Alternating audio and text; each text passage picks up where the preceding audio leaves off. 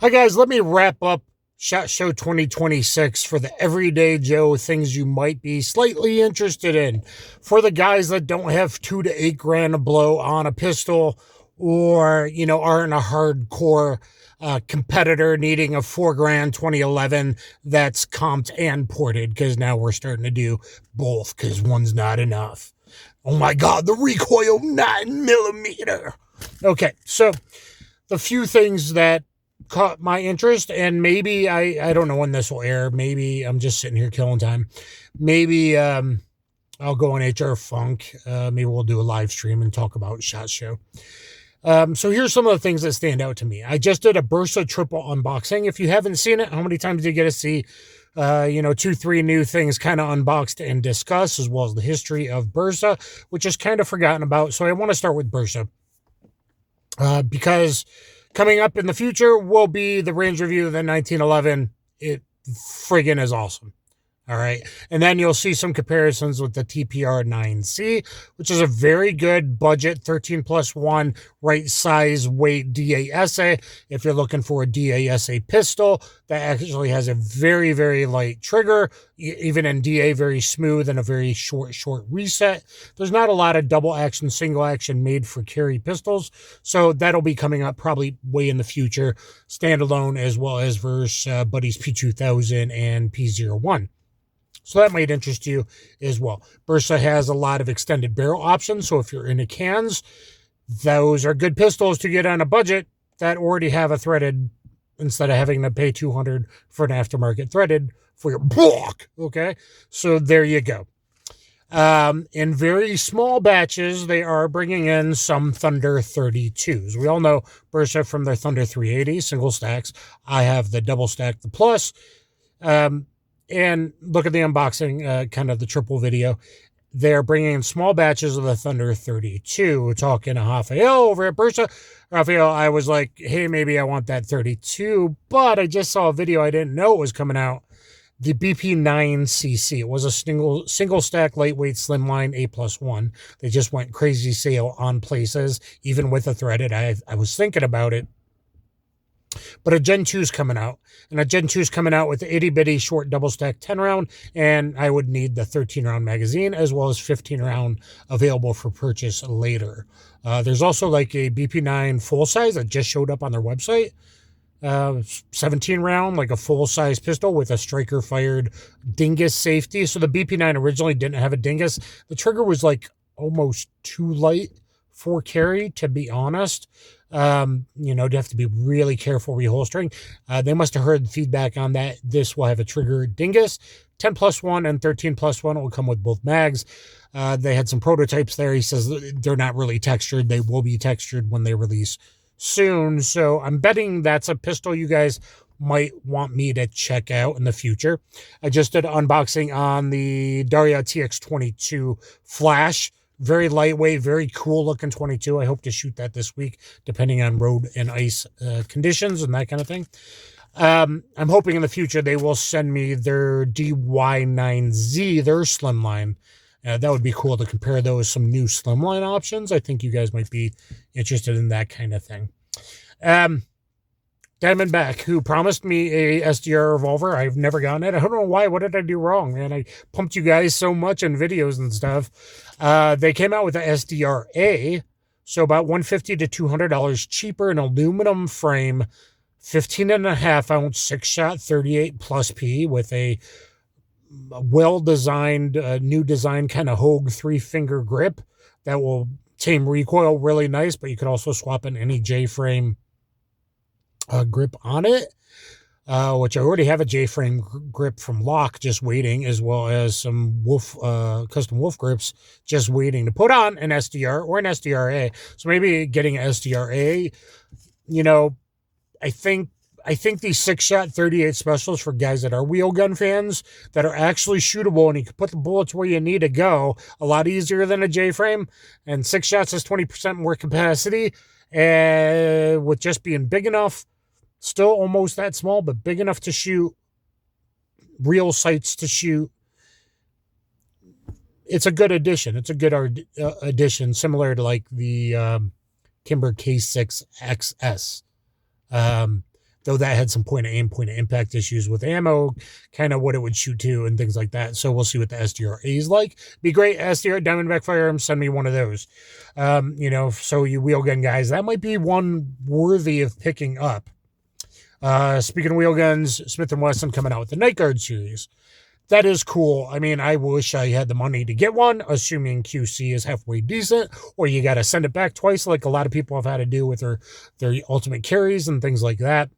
But 7-shot 357 Magnum, I'm thinking it's probably like the old one, probably about 25 ounces. So you really need a light Magnum, like a Critical Defense, Critical Duty, Golden Saber, something like that, which I have videos coming up the downfalls of Magnum ammo. That is very in-depth and testing, you know, 4 different types of 38, 5 different types of 357. And guys that load hot rounds in their little 38 snubs. I got my Buffalo board, plus, man. Yeah, okay, shoot a cylinder without re-gripping. Give me faster than 50 splits, A-zone, without re-gripping. 1 second split. Like, people do that with their lightweight 38s as well as their... Stop being a dumbass. Get out there, time it with your defensive ammo, and don't put the heaviest recoiling ammo, depending on your revolver. Now, if we're talking, I put revolvers in under sub 20 ounce, sub 30 ounce, and over 30 ounce. Over 30 ounce full-size revolvers, that's a totally different thing. You're packing out in the woods. You can carry hot magnums, do your thing. Or, you know, Buffalo Bore, Underwood, super duper atomic ammo, whatever. But Nightguard series, and they got a 5-shot 44 special as well. I would like the 7-shot 357 and no nasty Hillary hole. Would be great. Palmetto State Armory. I'll have to see. Hopefully I still have a decent relationship with them. They got the new AXR series. They announce a lot, but like what actually comes up. I think their pump shotgun will probably come out pretty soon. I've always been super impressed with it. It's like the perfect mix of a Mossberg Ting safety with releases like 870 and like awesomely mixed, plus red dot ready from the get-go. I do kind of want one. I want a new shotgun at some point to pattern more ammo, but I need another range. Or he said I could, maybe on a slow day, maybe I can pattern, but I'll probably only be able to pattern at a certain distance. We'll see. We'll see. Maybe I can work that out. I got 5. I think I have 5 new loads I haven't patterned before. Buckshot size selection for home defense video. If you guys want to see kind of a third one doing that with new loads, that is something maybe coming up. They got the new like dagger, like the AXR dagger size, so Glock size. Would you guys like me to maybe get a compact from them? You know, a 15 round G19 clone, or the slimline, which will be like my totally super decked out dagger, micro dagger, but now it's going to be better with a better trigger, dingus trigger instead of a hinge trigger. It's going to have more grip texture, that like all the mods that I needed to do. It's like coming out to be one.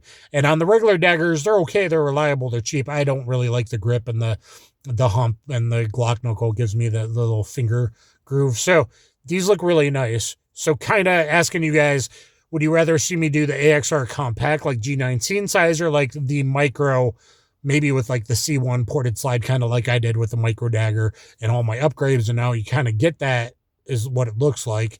And it's going to be the same magazines on that. So the micro dagger magazines, the AXR is a grip module, and eventually you can make all these kind of cool, fun things that they're probably not going to come out with for over a year. Big pistol things, those look really, really cool too. And it will be a chassis system. The only one not compatible would be the micro chassis system, obviously, because it's thinner. So let me know. I'm kind of leaning towards the micro one, but I don't really have money right now, but I might request that and just reach out and see if maybe they can kind of earmark me one of the slimline, one of that.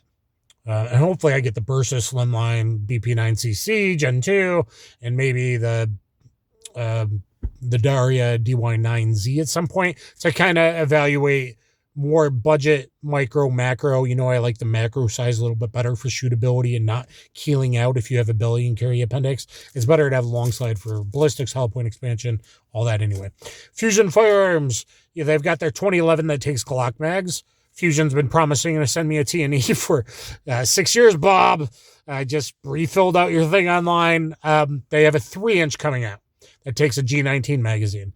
I don't know what the weight is. It's obviously going to be less weight than their 4.5 inch like versions. So hoping it's light enough for carry. Some people like 1911s and high powers and safeties and stuff. So that would be, I think, a good one. Maybe you guys would be interested in the 3-inch version of Fusion Firearms, whatever it's called, 2011 Glock Mag thingy. Taurus Tx9, duty grade, full-size compact micro or subcompact. Now it's just shy. It's like 1.26 inches wide, going off memory. I requested a compact. I'm on the list for a compact, so hopefully I will get the TX9 compact. I think it's going to be a pretty good do everything size, you know, G19 kind of size pistol, just a little bit slimmer. Really good texture, good GX4 carry type of trigger, and apparently duty grade, higher round count, volume, reliability, all that kind of stuff. The compact, and from the reviews, the guys got like all three. I was supposed to get one. I didn't get one. So hopefully I'm top of that list, and I'll get it fairly soon. The compact looked the flattest. Now the subcompact looks really good too, but I have a GX2 already, and it's pretty wide for a micro, so it's kind of where the GX2 is, kind of like a macro. You know, it does look nice for a subcompact pistol. So if you're looking for a subcompact pistol, the TX9 SC, probably a good way to go. I think I'm going to review the TX9 compact, because then it's kind of a do everything pistol. FN, I think it's the 309. I think that's what it's called. FN's going to do a budget under 500. Plastic magazines, plastic sights. I don't know. I tried reaching out to FN like on X and stuff. I don't think I'm going to get a response. It would be nice to evaluate it. I'm not sure how I feel about what it looks like and the price point they're trying to come in on. When it's like hey, you might be sub $500. It's like, yeah, but there's $300 really good striker fired pistols out there. Like, you know, I hate plastic sights. I think it might be a fiber optic front and just the plastic rear. I don't care as much about the rear, but I want like a fiber optic or a front night sight. I want metal sights. Okay. So I guess that's on that. Does look like good grip texture. Does look pretty decent. Does look like a good carry size. What is it, 16 and 20? So I guess they cram 16 rounds in like what carry with, I don't know, I think it's a 3.8 inch barrel. So, you know, kind of that macro-ish kind of a compact, but a little bit smaller, a little bit, you know, lighter for carry kind of thing. So it could be interesting. I don't think it's going to really take off. The one you're most interested in maybe is English 2035. I've tried reaching out to TSUS again. I've talked to them before. I've been unsuccessful. I don't know why they're blowing me off. I might reach out with one more email. I doubt I'll get it, but they got a 2035. Basically a longer barreled, railed, optics ready English P35. I just had a video today actually feeding 4 different types of Hollowpoints. And Greg Lionquest Fitness just did English L9A1 video, shooting his. You know, very good budget. Mine's been now, you'll see more videos versus a 1911 TSUS. You'll then see it, how it functions coming back from BH Spring Solutions after being redone in the SFS system. And then eventually you'll see it versus the Bersa, really nice 1911 way in the future. It's a kind of high-end, kind of enhanced high power versus the really nice 1911, kind of modern, but kind of old school, and World War II, Fairbairn, Sykes, Applegate style, one-handed shooting, gentlemanly shooting. Should be some fun videos. I hope you guys will like it. That is all I wrote down that I find interesting. Everything else is going to be like $2,000, or it's just, you know, ooh, new optic. Not really too excited about anything I saw. I don't know if Gideon, maybe Gideon's got something new I haven't seen. I don't know. Hollow did a bunch of new ones. Looks okay. I guess you could check out for a real video on this.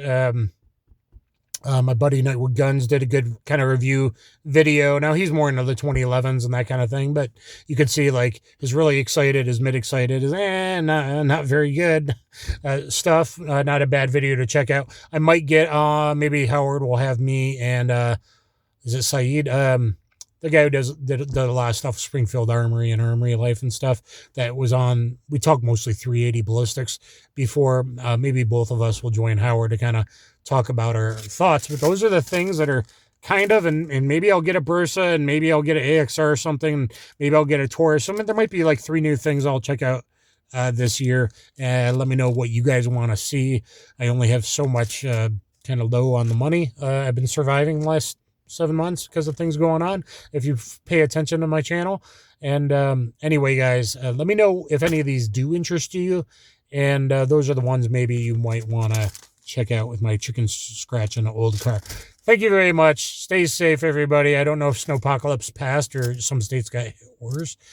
I'm doing okay right now. Things will be really cold again in a couple hours. But everybody stay safe. Think about my videos on 22. I got another one coming out. Like, it's good at, not just think about that centerfire rifle caliber and a 9mm. You might want to think about a 22 rifle in your group as well. Maybe a 22 pistol that you could shove in your underwear to get through and things like that. Just something to keep in mind with water, food, supplies, 3-day pack. Keep a 3-day pack in your car, 1 in the house. Keep emergency medical gear. Have some extra water and food in your vehicle, and blankets in case you slide off the road, and all those kinds of things. Stay safe, everybody. Get combative in street jiu-jitsu on BJJ Fanatics, please. It helps you, helps me. It's a lifetime of knowledge. 4.5 hours for cheap. You can download it or stream it from any device anytime once you get it, and it'll help you stay safe, because I keep bad guys' hands in mind. I keep de-escalation tactics in mind. I keep weapons in mind, multiple attackers in mind, your weapon in mind, and most martial art instructors don't do that. So go check out their reviews, Combatives and Street Jiu-Jitsu on BJJ Fanatics, and I'll catch you on the flip side.